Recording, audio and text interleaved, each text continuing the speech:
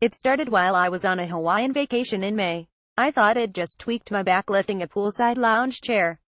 Back home, my back pain became severe, and I started noticing nerve pain in my legs. For 8 days I could barely crawl around the house. My wife and 2 daughters nicknamed me the Worm. At 45, I'm in pretty good shape, avid cyclist, runner, weightlifter, yoga enthusiast with a resting pulse in the 50s. So it was weird when my primary care doctor put me on a cocktail of painkillers, nerve blockers, and cortisone shots. I even tried acupuncture, but as my back began to improve in late June, I started to feel off. Sick to my stomach, weak, couldn't sleep. I lost more than 10 pounds. But I chalked this up to a month of too much Vicodin after a lifetime of thinking 2 Advil was excessive. My doctor said I was fit and healthy and that there was no need to run any blood tests. He wondered aloud if this was all in my head. It wasn't like work was driving me crazy. Just the opposite. As the CEO of the startup Mighty AI in Seattle, I was on a roll and having a blast. Our company, which produces data to train artificial intelligence for self-driving cars and other applications, was racking up new customers, building new capabilities, shipping better software, and beating the competition. We were getting buzz. Wired and the Financial Times wrote about us. There was a feeling that our growing team could do anything we needed to. Morale was high, and our company was still small enough, 45 people or so, that I could chat with anybody at work about real things in life besides work. Unfortunately, my non-work life was getting all too real. Usually I'm pretty good at unplugging from stress. When I'm feeling down or the shit is hitting the fan at the office, I unwind by hanging with my wife, Amy, and our daughters, Anna, 14, and Elsie, 11. I'll play some music or go for a bike ride. But that stopped working this summer. At the office I felt guilty for not putting in 100% effort. At home, well, I was a worm after nearly a month of feeling horrible despite my back getting better and being off all medications. I hit a wall. On July 26th, a Wednesday, I finished my day's meetings and drove myself to the least busier I know of, the one at Swedish Medical Center in the Issaquah Highlands, 20 miles east of downtown. A couple hours later I called Amy and asked her to join me. They'd already done a bunch of tests and ruled out the obvious urinary tract infection, epidural abscess, and were sort of grasping at straws. Over the phone, I asked Amy, who is a clinical psychologist, if she could think of anything else I should tell the doctors. "Have you told them about the night sweats?" she asked, her stomach sinking. The look on the doc's face when I passed that on should have been my first clue. Night sweats are a symptom of some early cancers. They drew more blood and did a CT scan. About an hour later, a doctor who specializes in hospital admissions joined the doc to report on their findings. The ensuing scene is seared into my brain. He introduced himself to Amy and me so awkwardly that we could not understand him. I gently interrupted his prepared remarks to ask his name, hoping this might put him at ease. It didn't. He went on to explain that I had many tumors in my liver, pancreas, and chest. In addition, he explained that I had quite a few blood clots, including in my heart and lungs. "What is many tumors?" I asked. He looked defeated, saying they stopped counting after 10.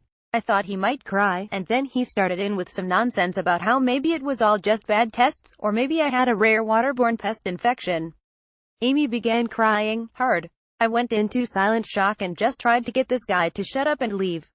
Bank and his wife, Amy Mezoulis, Kyle Johnson for Wire. The next few hours were a blur of tests and procedures. They finally stopped poking and prodding me at around 2 a.m. It's kind of impossible to explain how I felt, let alone try to share how Amy felt. Neither of us slept that night.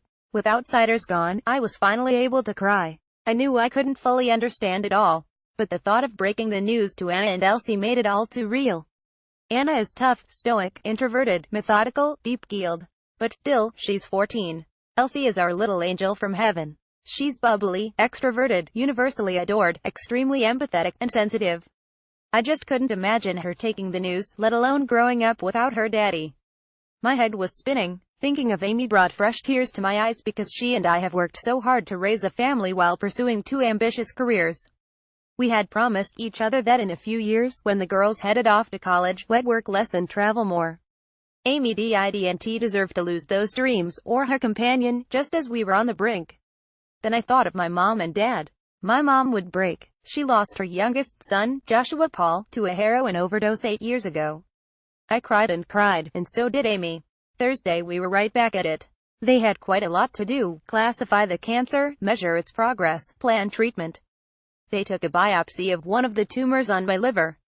They surgically implanted a stent in my gallbladder, which immediately relieved my backed-up liver. The medical staff also looked for secondary impacts of the cancer. First among them was blood clots. A couple doctors examined my legs and said, "Slim to zero chance you have clots in your legs, they look too healthy. But let's check." A few hours later, bad news: my left leg had clots from my hip to my ankle, though thankfully not fully occlusive. My right leg had clots from knee to ankle. We spent much of Thursday waiting for the pathology report, playing a weird mental game trying to convince ourselves it was anything but pancreatic cancer. We're not dumb. We could see how the MDs looked away when listing alternatives and could hear how they demurred when discussing possibilities. Maybe it was lymphoma, there were swollen lymph nodes. Maybe it was colon cancer, that's treatable, right? But little did we know that the official diagnosis would be the least of our concerns that day. When the clock struck 10 p.m. Thursday night, I passed out. I'd spoken with some of my best friends during the day, but it was a bit awkward. What was I supposed to tell them? Hey, I'm in the hospital. I have cancer. Not sure what kind. Oh, and a bunch of clots. But at least I can pee. It avoided calling my mom back. Shed. Phoned and texted about 1,000 times. I was definitely not ready to speak with her. I needed a full plan. On Friday the docs woke me with an urgent problem. They had found a blood clot the size of a ping pong ball in my heart's right ventricle. If it broke loose, I would die instantly, whether I was in an or my basement. To make matters worse, they showed me an image of the clot, and it was precariously wiggling on an already loose attachment.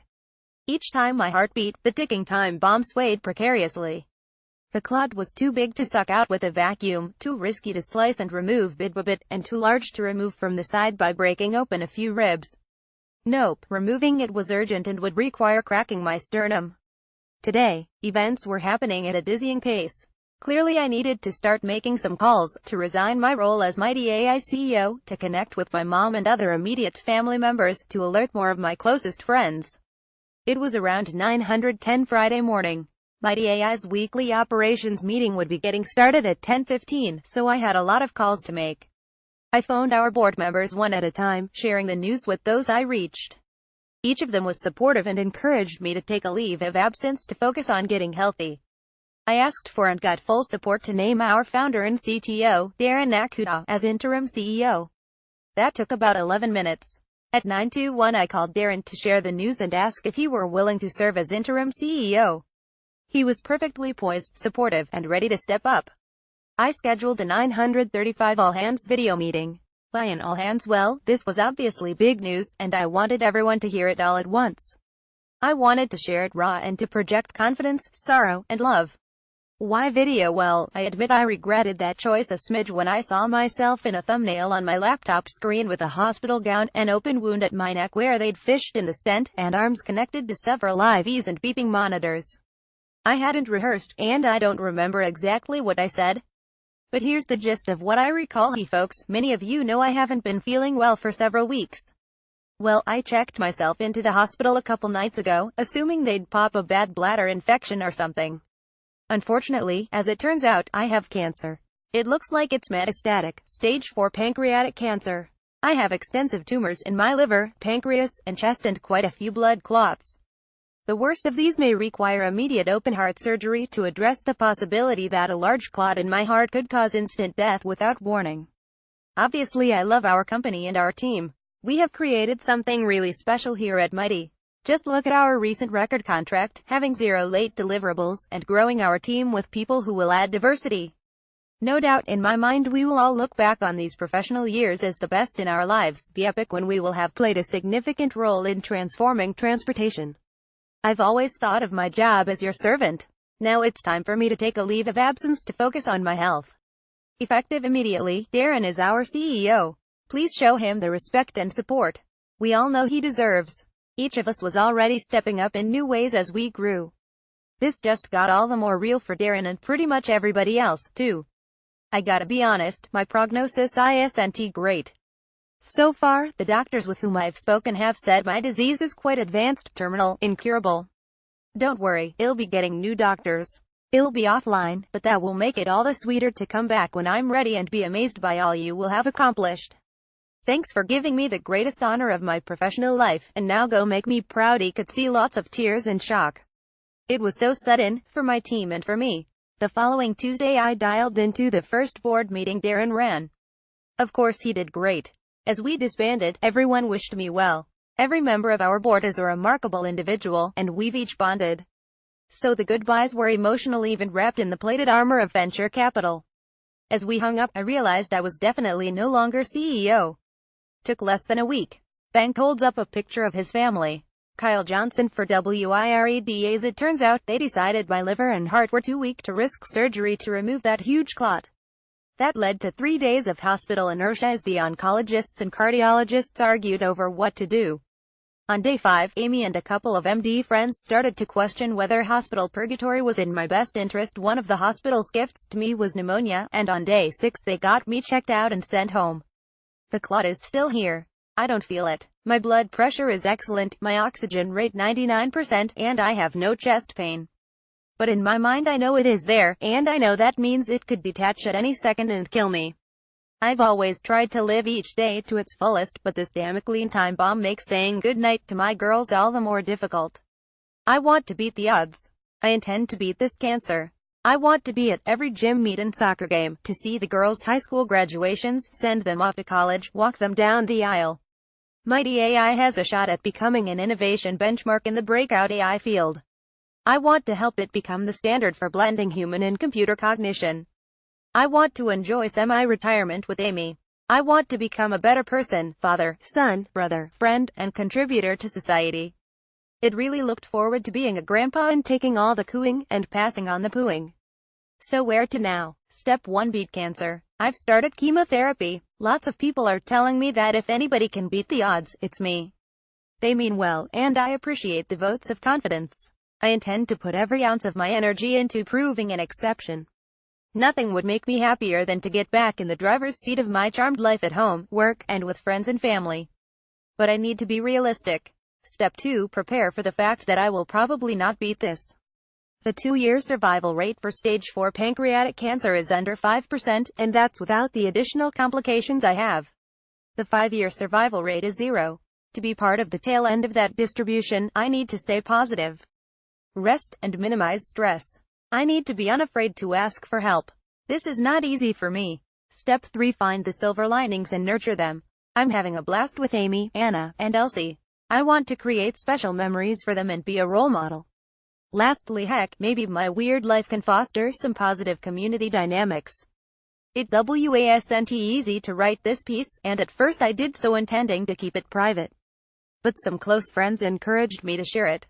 If I get a soapbox, here's my short shtick: we are all so fragile. Each day is precious, and the most important parts of our lives are the relationships we invest in. I certainly feel that way, as my friends and family, Matt's Army, have Amy and me awash in love that feels like a mighty waterfall.